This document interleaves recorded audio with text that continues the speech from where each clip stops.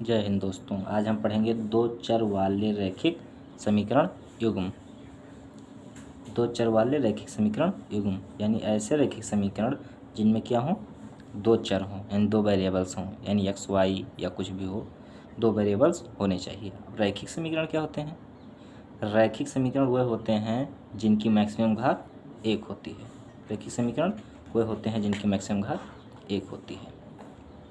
अब हमें पहला चैप्टर क्या पढ़ना है? प्रश्नावली 3.1। रैखिक समीकरण क्या है? कोई भी समीकरण जिसकी मैक्सिमम घात एक हो, यानी एक्स प्लस वाई बराबर 3, एक्स प्लस वाई बराबर 3। देखिए एक्स के पावर भी 1 है, वाई के पावर भी 1 है, यानी ऐसे समीकरण जिनकी पावर कितनी हो, एक हो, तथा दो अचर होने चाहिए। क्या होने चाहिए? दो अचर होने चाहिए। उन्हें दो चर होने चाहिए। उन्हें क्या कहते हैं? दो चर वाले रैखिक समीकरण, यानी दो वेरिएबल्स होने चाहिए। पहला क्वेश्चन क्या दे रखा है? पहला क्वेश्चन देख रखा है कि आफताब अपनी पुत्री से कहता है 7 वर्ष पूर्व मैं तुमसे 7 गुनी आयु का था, अब से 3 वर्ष बाद मैं तुमसे केवल 3 गुनी आयु का रह जाऊंगा। क्या मनोरंजक है? इस स्थिति को बीजगणितीय, कौन सी? बीजगणितीय एवं ग्राफीय रूपों में व्यक्त कीजिए। पहला काम क्या करना है? बीजगणितीय रूप में निरूपित करना है, और दूसरा ग्राफीय रूप में। अब इस चैप्टर में हमें दो चर वाले रैखिक समीकरण पढ़ने हैं। क्या? दो चर वाले। तो हम सबसे पहले क्या करते हैं? आफताब की और उसके पुत्री की आयु वर्तमान में मान लेते हैं।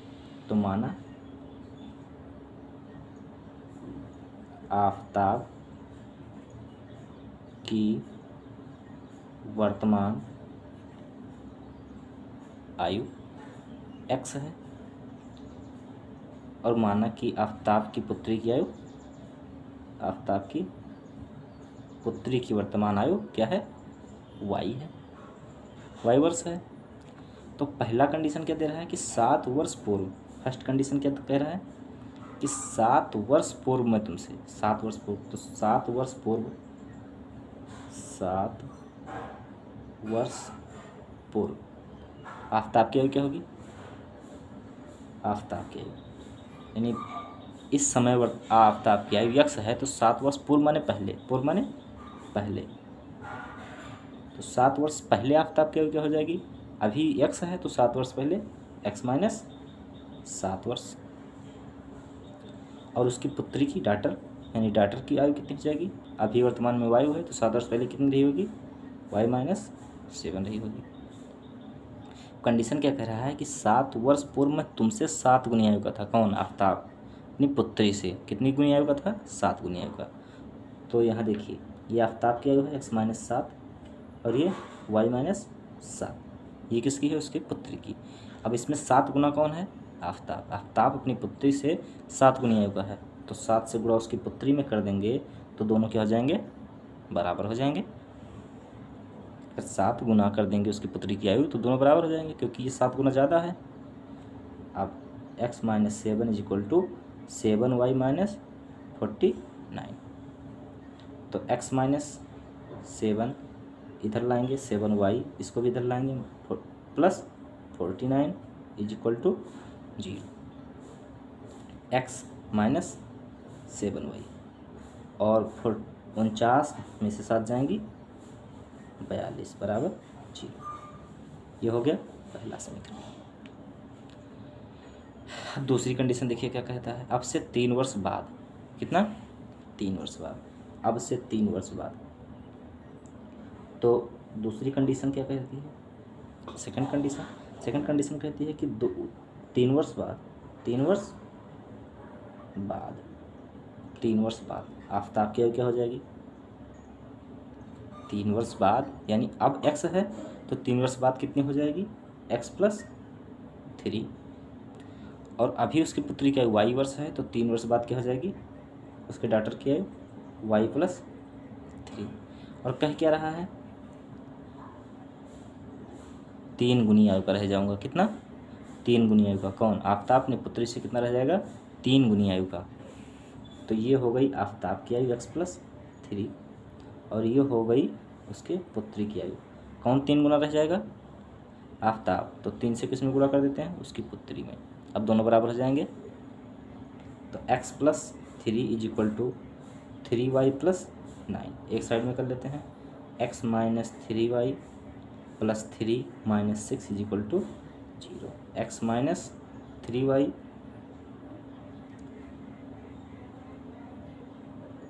और 9 में से -9 प्लस 3 कितना हो जाएगा, -6 इज इक्वल टू 0। ये तो हो गया रैखिक निरूपण। अब इसको हम ग्राफीय निरूपण में कैसे करते हैं, तो पहला समीकरण देखते हैं। पहला समीकरण क्या है, यहाँ देखते हैं। फर्स्ट समीकरण क्या है, x माइनस 7y प्लस 42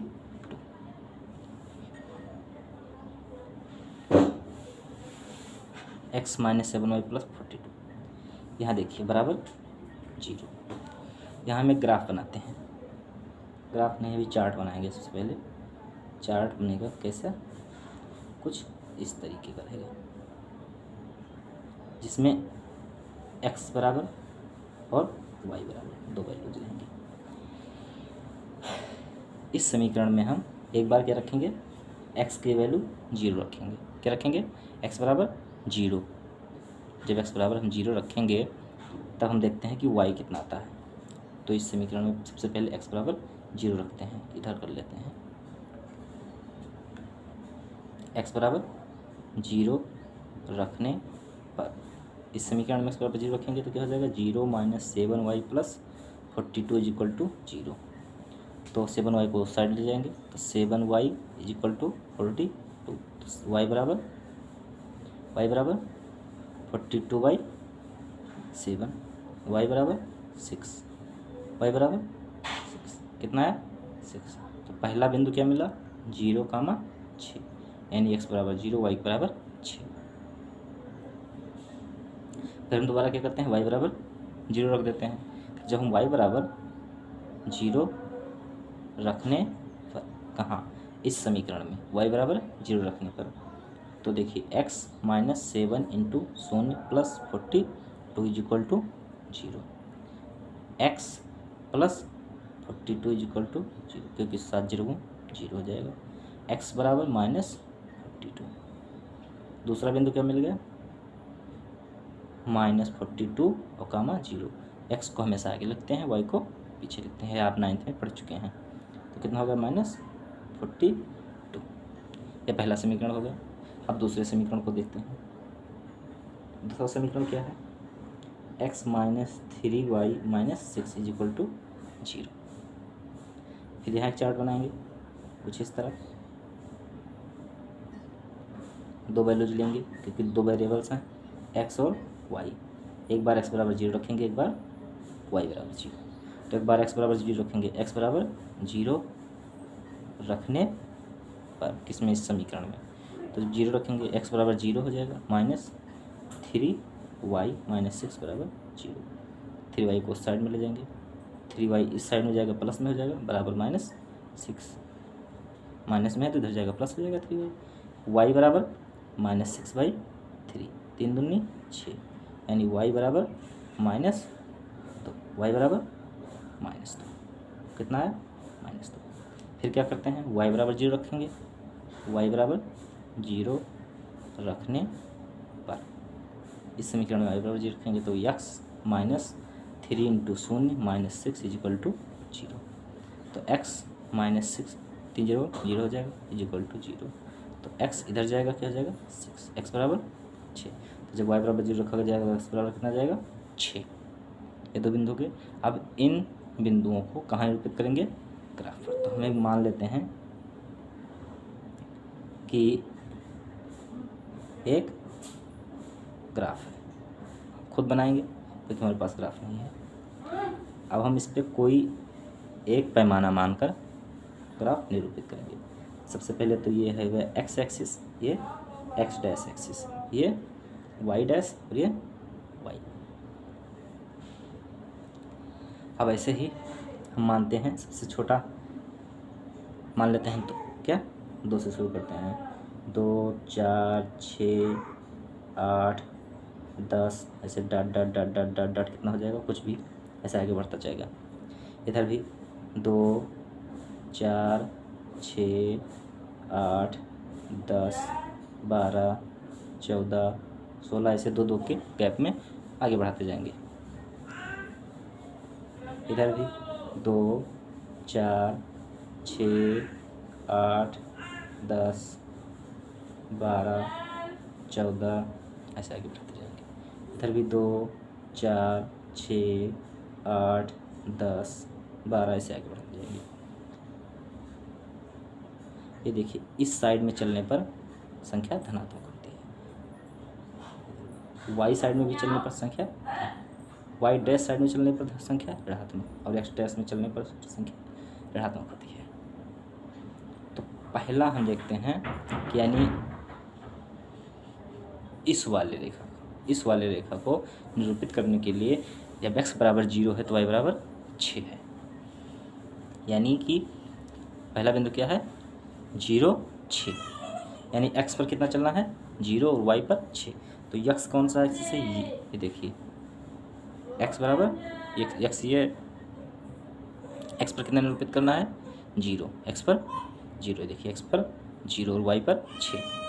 तो x पर 0 यानी x पर 0 ये हो गया, ये पॉइंट 0 0 होता है, 0 0 0 0 होता है यानी मूल बिंदु है। ये 0 0 x पर 0 हो गया और y पर 6 चलना है यानी 2 4 और 6 ये बिंदु हो गया।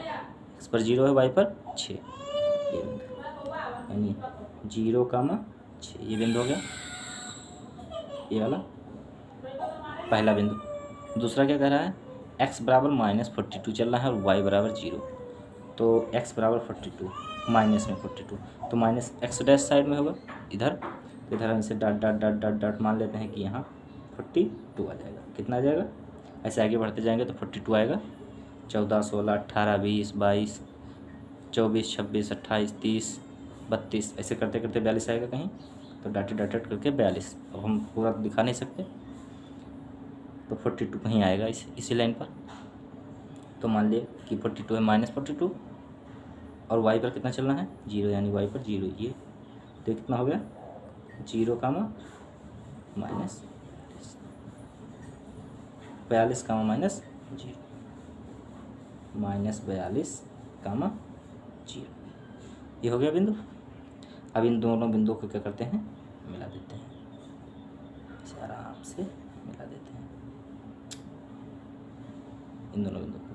ये किसका, ये जो रेखा मिली है ग्राफ पे ये कौन सी रेखा है ये वाली रेखा है, यानी x माइनस देखिए 7y और प्लस 42 यहाँ लिख देते हैं, x माइनस 7y प्लस 42 ये रेखा हो गई। अब दूसरी रेखा देखते हैं x बराबर 0 y बराबर -2, तो x पर 0 यानी x एक्सिस ये है दोनों, तो x पर 0 और y पर -2 यानी -2 किस साइड में होगा इस x डैश साइड में, यानी -2 ये होगा, ये हुआ। तो ये क्या हो गया 0 -2 ये बिंदु हो गया, ये वाला x पर 0 और y पर, एक मिनट, x पर 0 चलना था और y पर कितना चलना है -2 किधर होगा y पर, ये नीचे साइड में ये वाला -2 होगा, ये यहाँ होगा कहाँ 0 -2 यानी x पर कितना चले x ये एक्सिस है दोनों और y ये वाली है, तो -2 चलना है तो नीचे आएंगे, ये हो गया 0 -2। फिर दूसरा देखिए x बराबर 6 प्लस में है तो x बराबर 6 ये हो गया, x बराबर 6 और y बराबर 0 यानी ये हो गया, y ऊपर नहीं जाना 0। देखिए अब इन दोनों जो दोनों बिंदुओं मिले हैं इन दोनों बिंदुओं को मिला देते हैं ये। अब ये जो रेखा हुई ये किसका समीकरण, ये किस रेखा का, कौन सी रेखा है ये, यानी x प्लस -3y और -6 बराबर 0 ये वाली रेखा है, ये रेखा हो गई। और ये रेखा क्या हो गई x -7y प्लस 42। अब दूसरा क्वेश्चन देखते हैं।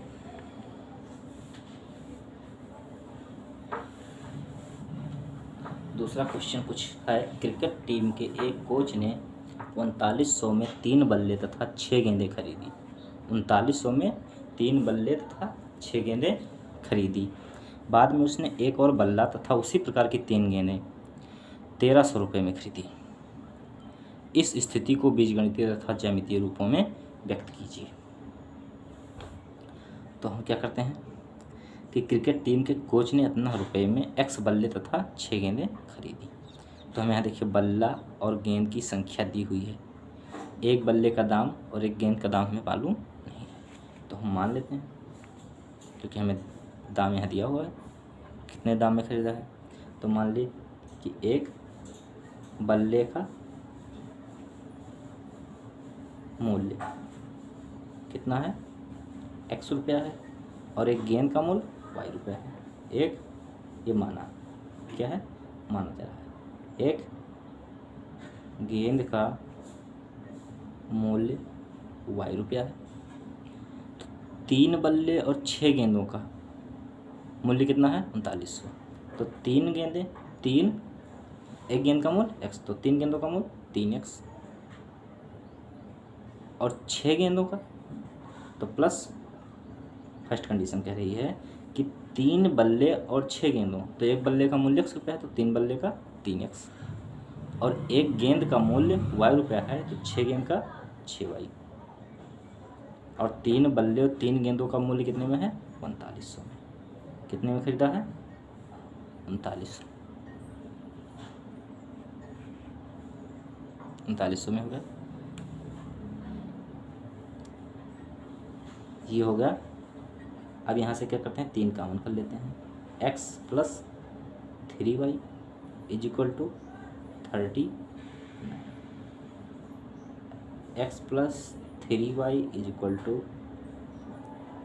3900/3, 3 एक नंबर 3, 3 तरीका x प्लस 3y बराबर 1300।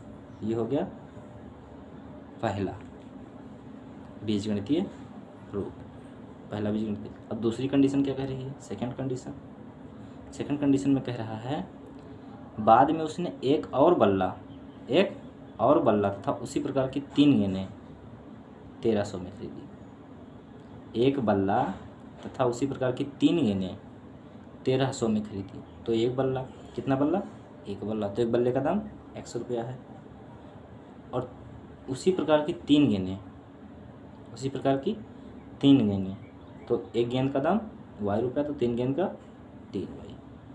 कितने में खरीदा, 1300 में खरीदा।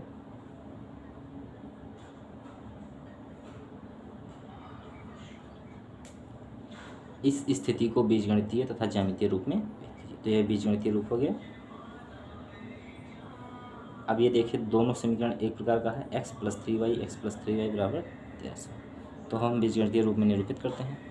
तो किसी भी एक समीकरण को ले लेते हैं, तो x प्लस 3y को ले लेते हैं बराबर 1300। अब हम यहाँ करते हैं क्या,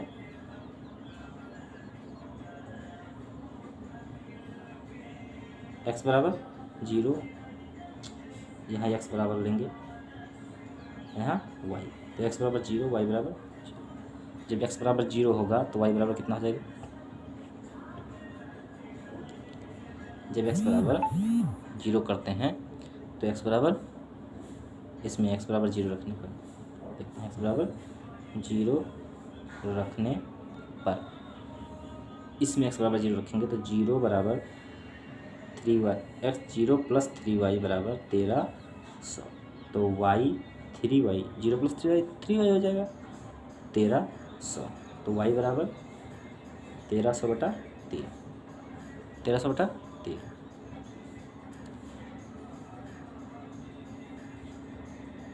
ये हो गया y बराबर।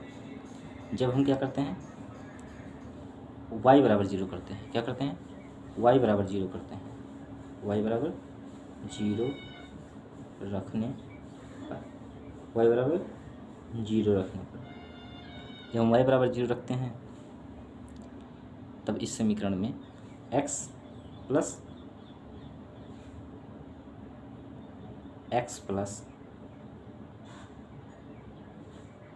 देखिए x प्लस 3 × 0 बराबर 1300, तो x बराबर 1300। जब x बराबर 0 रखे तो y बराबर कितना है, 1300/3, और जब y बराबर 0 रखे तो x बराबर 1300, x बराबर 1300 आ गया। अब हमें इसे ग्राफ में निरूपित करना है। किस में? ग्राफ में। तो हम क्या करते हैं, दोनों का हर बराबर कर लेते हैं, बटा 3 और गुणे 3, कितना हो जाएगा? 13 39। तो हम ग्राफ बनाते हैं, यहाँ मान लेते हैं ग्राफ, ये ग्राफ हो गया। अब हम ये संख्याएं बहुत बड़ी हैं, संख्याएं बहुत बड़ी हैं, इसलिए हमें ग्राफ भी बहुत बड़ा बनाना पड़ेगा। तो हम क्या मान लेते हैं कि ये कितना हो गया? 13 3 39, कितना हो जाएगा? 3900/3। हमें हर बराबर करना पड़ेगा, क्योंकि हम एक ही प्रकार की संख्याओं को ग्राफ पे दिखा पाएंगे। तो हम ग्राफ कुछ मान लेते हैं कि 1000/3, क्या 1000/3 से शुरू करते हैं, 1000/3, 10,000 से 1000, फिर से 2000/3, 2000/3, ऐसे इधर भी 1000/3, 2000/3, ऐसे इधर भी चारों तरफ इसी से करते रहेंगे। ये तो मूल बिंदु 0 0 हो जाएगा, 1000/3 और 2000/3, इधर भी 1000/3 और 2000/3, इसी तरह रहेगा। अब हमें संख्याएं क्या निकालनी है, पहला देखते हैं, x बराबर 0 और y बराबर 1300/3, प्लस में है 1300/3, तो x बराबर तो 0 0 हो गया, x पर 0 0 चलेंगे, मतलब 0, x पर 0 है, और y पर चलना है 1300/3, तो इसे 2000/3, 3000, 100/3, इसको 100 कर लेते हैं, 200, 100, 100/3, ऐसे बढ़ते जाएंगे।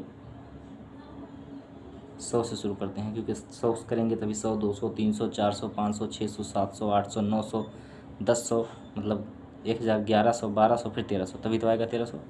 हाँ, तो 100/3, 200/3, इससे बढ़ते जाएंगे तो कहीं तो 1300/3 आएगा।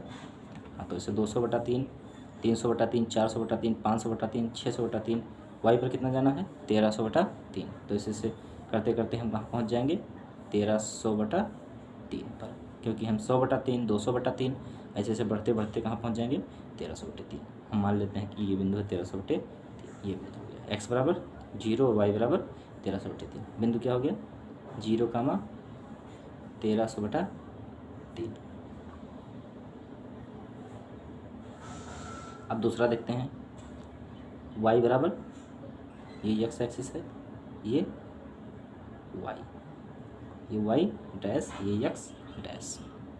अब हम देखते हैं कि y पर 0, y पर 0 जाना है, यानी ये हो गया, y पर जाना ही नहीं है 0, x पर कितना जाना है? 3900/3। हम मान लेते हैं ये 100/3, ये 200/3, ऐसे 300/3, 400/3, 500/3, 600, ऐसे चलते चलते चलते चलते 3900 भी आएगा कहीं, तो इसे डाटेड करते हैं। हम मान लेते हैं ये 3900/3 है, 3900/3, y पर 0 चलना था, x पर 3900/3, ये आ गया। तो ये बिंदु क्या हो गया? ऐसे ही x एक्सिस है ये बिंदु क्या हो गया? x पर कितना चलना है? 3900/3, और y पर 0, कितना? 0, 3900/3 का 0, कहीं तो आएगा ये, क्योंकि 100, 200 तो ऐसे आगे बढ़ते जाएंगे, 3900 आएगा। अब इन दोनों बिंदुओं का आपस में क्या करते हैं? मिला देते हैं। ये रेखा किसकी हो गई? x + 3y बराबर 1300।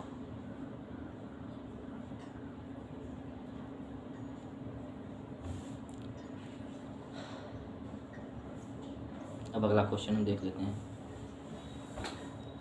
हमें कुछ ग्राफ इस तरह मानना है ताकि हमारी संख्या उसमें आ जाए। अब तीसरा क्वेश्चन दिया हुआ है, तीसरा क्वेश्चन क्या दिया हुआ है? तीसरा क्वेश्चन दिया हुआ है कि 2 किलोग्राम सेब और 1 किलोग्राम अंगूर का मूल्य, 2 किलोग्राम सेब और 1 किलोग्राम अंगूर का मूल्य,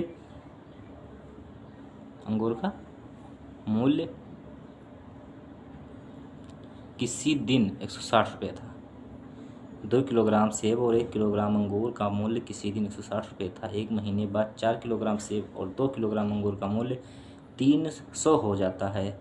इस स्थिति को बीजगणितीय तथा ज्यामितीय रूपों में व्यक्त कीजिए। सबसे पहला काम क्या करते हैं, यहाँ देखिए, सबसे पहला काम हम करते हैं कि 2 किलोग्राम सेब और 1 किलोग्राम अंगूर का मूल्य किसी दिन 160 रुपये है। तो हमें 1 किलोग्राम सेब का मूल्य ना 1 किलोग्राम अंगूर का मूल्य पता है, तो हम मान लेते हैं क्योंकि हमें दाम यहाँ दिया हुआ 160 रुपये है। तो हम तीसरे क्वेश्चन को मान लेते हैं कि माना 1 किलोग्राम सेब का मूल्य बराबर x और 1 किलोग्राम अंगूर का मूल्य बराबर y मान ली। आप क्या दिया है, 2 किलोग्राम सेब और 1 किलोग्राम अंगूर का मूल्य 160 रुपये है।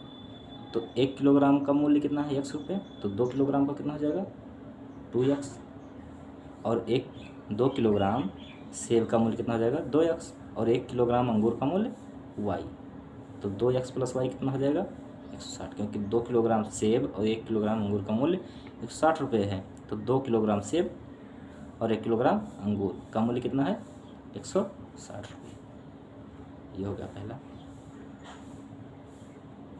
फिर क्या कह रहा है, एक महीने बाद 4 किलोग्राम सेब और 2 किलोग्राम अंगूर का मूल्य 300 हो जाता है। कितना हो जाता है, 4 किलोग्राम सेब और 2 किलोग्राम अंगूर का मूल्य 300 हो जाता है।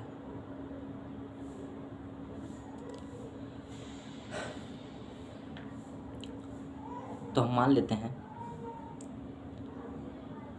कि एक महीने बाद सेब का मूल्य, कुछ और मान लेते हैं, कोई अन्य संख्या, माना 1 महीने बाद 1 किलोग्राम सेब का मूल्य कितना है, p, कितना है, p है। और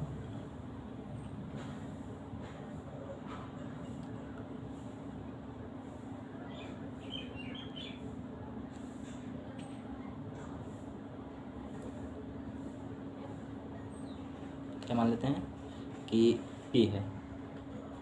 तब क्या करेंगे,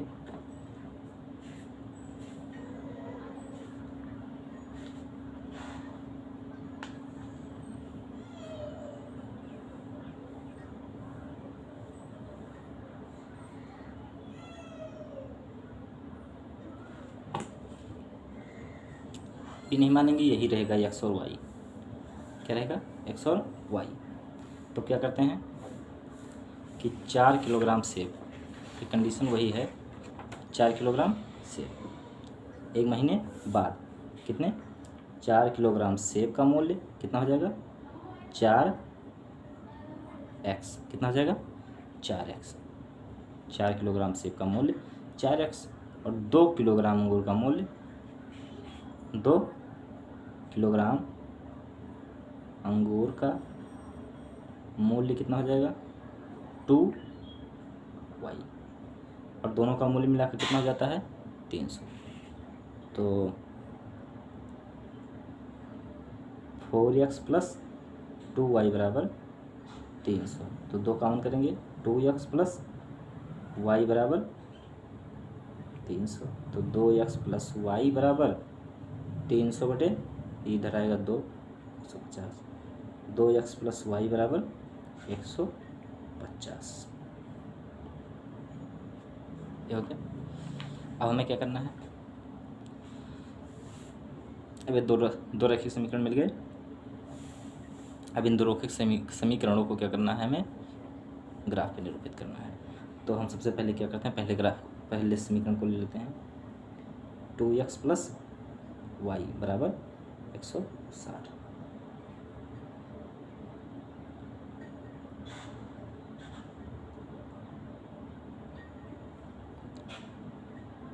और अब इसमें हम क्या करते हैं, एक चार्ट बना लेते हैं। क्योंकि हमें ये दोनों को एक ही ग्राफ में निरूपित करना है, इसलिए यक्स माना गया था, वरना यहाँ पी क्यू भी मानकर आप कर सकते थे, क्योंकि यहाँ देख रहे हैं कि 2x + y = 160 और 2x + y = 150 आ रहा है, यानी अलग अलग आ रहा है, यानी x और y का मान अलग अलग है दोनों में। आप p और q भी मान सकते हैं, p भी मान सकते हैं, आप मान सकते हैं, हम अलग अलग चार्ट में दिखा देंगे मान के।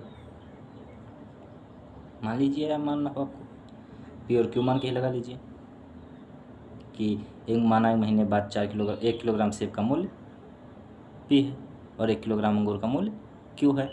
तो हमें दो ग्राफ बनाना पड़ेगा, एक x का एक y का, लेकिन यहाँ x और y दो अलग अलग मान हैं दोनों सवालों के, मतलब दोनों शर्त के लिए। तो हम क्या करते हैं, 2x + y = 160। यहाँ से पहले हम क्या करते हैं, x और y,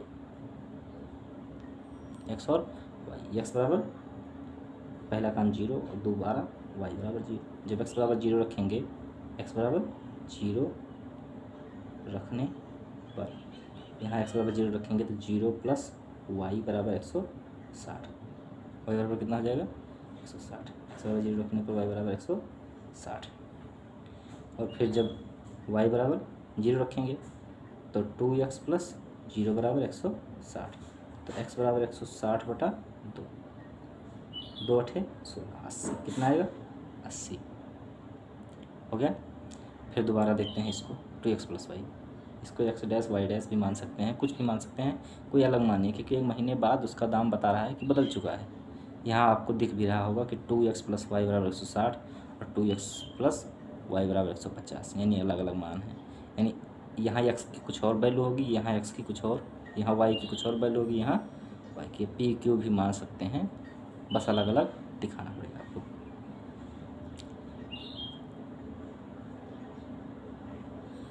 लेकिन हमें 2 ही चर लेने थे, इसलिए हमने नहीं माना।